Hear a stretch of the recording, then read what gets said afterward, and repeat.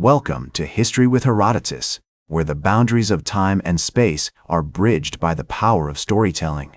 Today, we embark on a journey to the early 19th century, to a pivotal moment in naval history that would shape the fate of nations, the Battle of Trafalgar, fought on October 21, 1805. This iconic clash between the British Royal Navy and the combined fleets of France and Spain is etched in our collective memory as a testament to strategic brilliance, bravery, and the indelible mark of human conflict on the tides of history.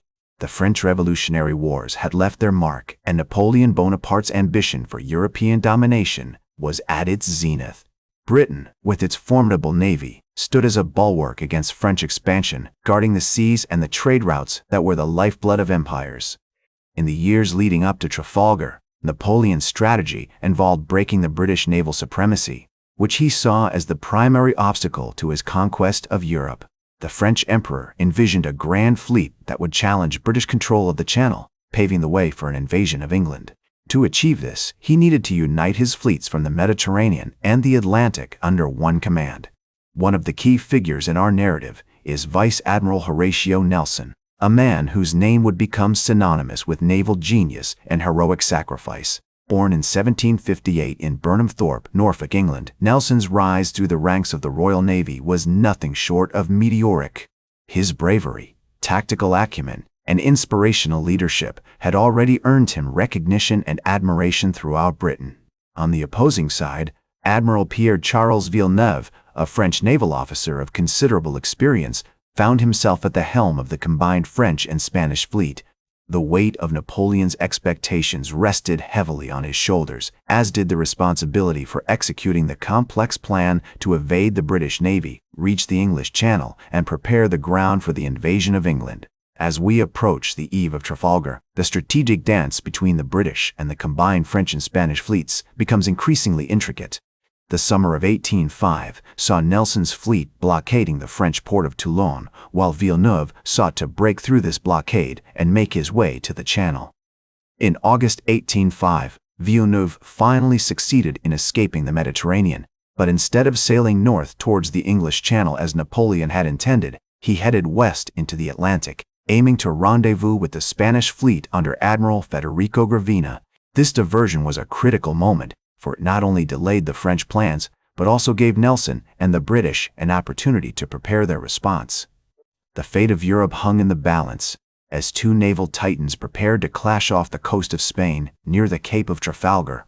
The British fleet, under Nelson's command, had been tracking Villeneuve's movements, anticipating his next step with a combination of intelligence, experience, and intuition. The Royal Navy's ships of the line, with their sturdy oak hulls, billowing sails, and cannons at the ready, were the epitome of maritime power in their time. Meanwhile, the combined French and Spanish fleet, though numerically superior, was plagued by internal divisions, inferior training, and a lack of unified command.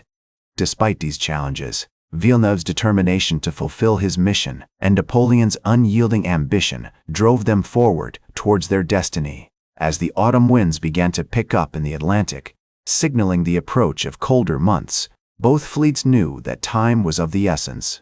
The battle that would soon erupt off the Cape of Trafalgar would be a clash, not just of ships and men, but of strategies, wills, and the very course of history. With the strategic backdrop set and the principal actors in place, we find ourselves on the cusp of October 21, 1805. The British fleet, arrayed in its formidable line of battle, prepares to confront the enemy. Nelson, aboard his flagship HMS Victory, surveys the horizon, his mind racing with the tactics that will soon unfold. As the British fleet arrayed itself in its formidable line of battle, Nelson's strategic mind was already envisioning the unfolding drama. He knew that the key to victory lay not just in the number of ships or guns, but in the ability to break through the enemy line and engage them at close quarters, where British gunnery and seamanship could prove decisive.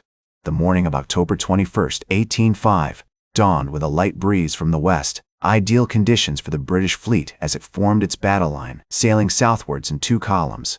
The combined French and Spanish fleet, meanwhile, was arrayed in a ragged line, stretching across several miles of sea. Villeneuve's plan, such as it was, seemed to be to wait for the British to attack, hoping to take advantage of his numerical superiority to overwhelm them. But Nelson had no intention of playing into his hands. As the British columns approached the enemy line, he gave the order to bear down on the foe, aiming to cut through their line and divide their forces. At around 11:45 a.m., the British fleet began its approach, with HMS Victory leading the charge. The French and Spanish ships, caught off guard by the speed and audacity of Nelson's attack, struggled to respond effectively.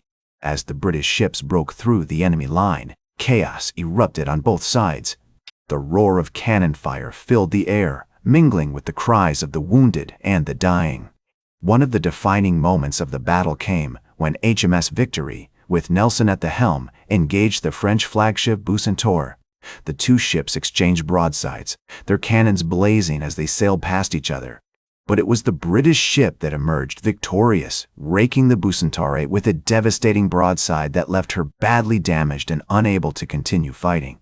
As the battle raged on, other British ships followed Nelson's lead, breaking through the enemy line and engaging their foes at close quarters.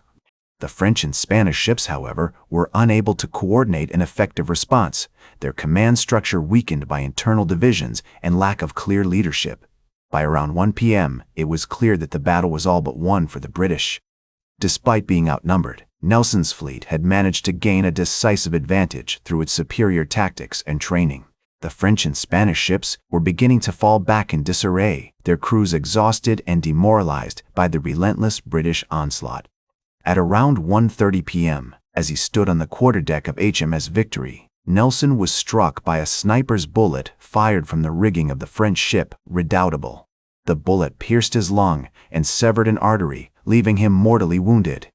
As he lay dying, surrounded by his officers and crew, Nelson knew that the battle was won, but at what personal cost? His final words, "Thank God the first have done my duty," would become legendary, a testament to the courage and sense of purpose that had driven him throughout his life. The news of Nelson's death sent shockwaves through the British fleet, but it did not deter them from completing their victory. The French and Spanish ships continued to fall back in disarray, their commanders struggling to maintain any semblance of order. By around 4 p.m., the battle was effectively over, with most of the enemy ships either sunk or captured. As the battle drew to a close, the British fleet began to consolidate its gains, taking possession of the captured French and Spanish ships and tending to the wounded. The aftermath of the battle was marked by a sense of somber reflection, as the British came to terms with the loss of their beloved Admiral Nelson. His body was preserved in a cask of brandy and returned to England, where it was given a state funeral and buried in St. Paul's Cathedral. The news of Nelson's death sent shockwaves throughout the country, but it also galvanized the British people, who rallied behind their navy and its heroic achievement. In the months and years that followed, the Battle of Trafalgar had a profound impact on the course of European history. The French and Spanish navies were severely weakened, and Napoleon's plans for invading England were foiled once and for all. The British Navy, on the other hand, emerged as the dominant naval power in the world, a position it would maintain for over a century. As the historian C.S. Forrester once said, "The Battle of Trafalgar was not just a victory. It was a vindication of the whole system of naval warfare that had been built up by the British over the previous century." Today, the Battle of Trafalgar is remembered as one of the greatest naval victories in history, and its legacy continues to be felt. The battle is commemorated in numerous monuments and memorials throughout the UK, including the iconic Trafalgar Square in London, which features a towering column dedicated to Nelson's memory. The battle also continues to inspire artists, writers, and musicians who draw on its themes of courage, sacrifice, and patriotism. It represents a turning point in the struggle against tyranny and oppression, and a testament to the power of bravery and determination in the face of overwhelming odds. As Nelson himself once said, "Duty is the great business of a sea officer. All private considerations must give way to it, however painful it may be." These words continue to inspire us today, reminding us of the importance of duty, honor, and country. The Battle of Trafalgar also serves as a reminder of the enduring power of history to shape our understanding of the world and our place in it. As the historian Niall Ferguson once said, The Battle of Trafalgar was a reminder that even in the most chaotic and unpredictable of times, there is always a deeper order at work, shaping the course of events in ways both seen and unseen. That's all for today's History with Herodotus. Remember to like, share, and subscribe, and until next time, remember that, to understand the present, we must first understand the past.